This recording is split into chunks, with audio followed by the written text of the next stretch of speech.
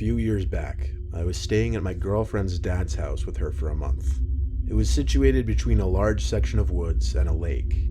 Her dad owned many acres of land, including much of the nearby woods. He even had this little, I don't want to say path, but very narrow clearing in the woods that I'd like to walk through to clear my head. It was this one unnaturally foggy day that I wanted to go for a walk in the woods.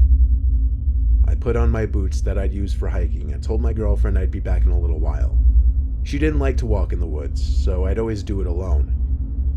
Walking into the narrow clearing in the woods, I really took in how foggy it was that day. I couldn't see 15 feet in front of me.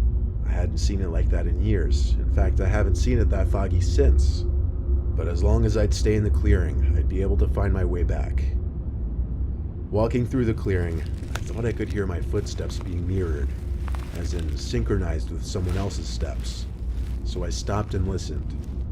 This was private property. Nobody should be here except for me. So I calmly called, "Hello?"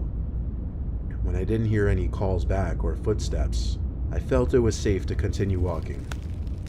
The woods had a very eerie vibe with the thick clouds of fog floating through the trees. Crunches on the floor of the woods from my boots and the sounds of evening crickets was just about all I heard. A calming vibe. Then I heard it. A moaning-like breathing noise, like an old man moaning in discomfort. This time I knew I wasn't alone. It sounded like someone was hurt. I walked towards the noise, concerned, once more calling out, "Hello?"